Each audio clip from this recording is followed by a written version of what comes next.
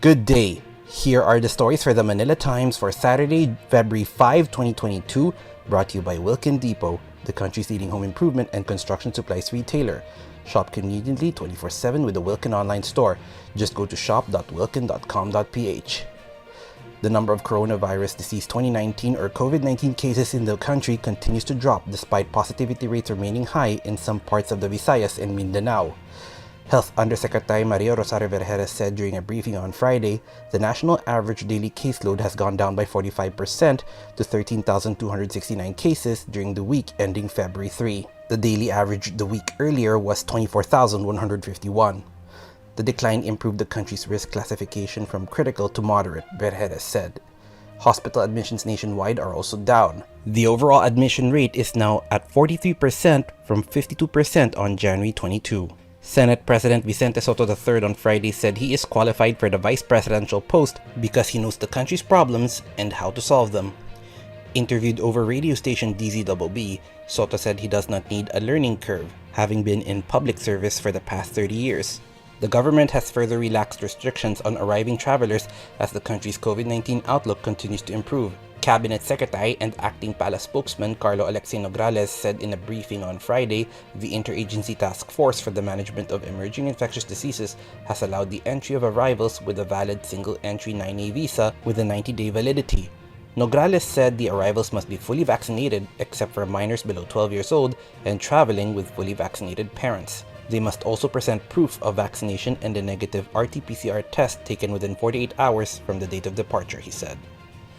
Businessman-turned-politician Rose Nono Lin will challenge the warrant of arrest issued against her by the Senate Blue Ribbon Committee for not attending the hearings investigating the multi-billion peso contract of Pharmally Pharmaceutical Corporation to supply the government with medical equipment. In a draft report, the committee has also recommended graft and plunder charges against Lin and her husband, Lin Wei-Siong. Lin was a stockholder of the defunct Pharmally Biological Pharmaceutical Company, which the Senate panel identified as a sister company of PPC.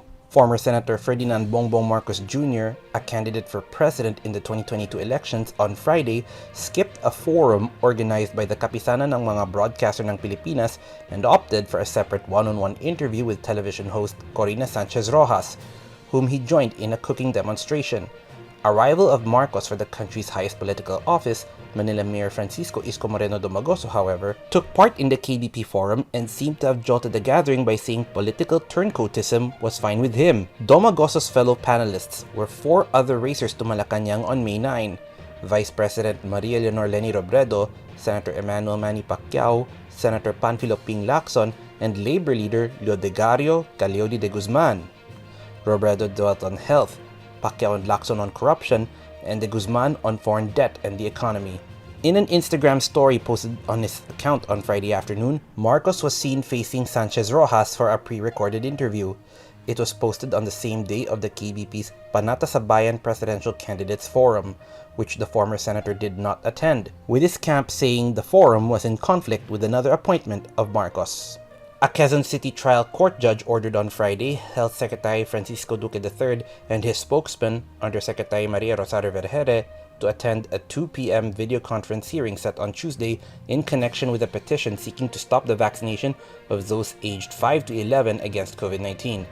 This comes as Public Attorney's Office Chief Persida Rueda Acosta told the Manila Times that she would personally serve as counsel of petitioners Dominic Almelor of Quezon City and Girly Samonte of Tondo, Manila. Also ordered to attend the hearing on the application for a temporary restraining order and writ of preliminary injunction are the Office of the Solicitor General and the DOH's Public Health Services team. With a panel of public lawyers, Rueda Acosta said she would be the lead counsel for Almelor and Samonte. Over to business, the country's headline inflation rate eased to its lowest level in over a year in January at 3%, owing to lower annual increases in utility rates and energy prices, the Philippine Statistics Authority reported on Friday. PSA data showed that the current rate is the slowest rate since the 2.3% in October of 2020 and is also lower than the 3.5% average estimate of economists polled by the Manila Times. It is within the Bangko Sentral ng Pilipinas' target range of 2 to 4% for the year. In sports, the Philippine women's national soccer team's historic run in the 2022 AFC Asian Cup came to an end with a 2-0 loss to South Korea in the semifinals at the Sri Shiv Chhatrapati Sports Complex in India on Thursday. Despite failing to make another milestone in the form of a maiden finals appearance in the regional tournament, head coach Alan Stajcic lauded the team's fighting spirit when it battled world number 18 South Korea. Antonio Contreras and Dian Macabenta are today's front-page columnists. Contreras weighs in on the recent arguments at the Commission on Elections, while Macabenta discusses on transformational leadership.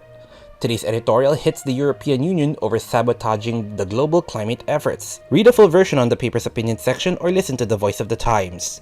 For more news and information, get a copy of the Manila Times on print, subscribe to its digital edition, or log on to www.manilatimes.net. Follow us on Twitter, Facebook, or Instagram, and keep up with the Times. On behalf of the Manila Times, this is Arik John Sico reporting. Have a safe weekend ahead.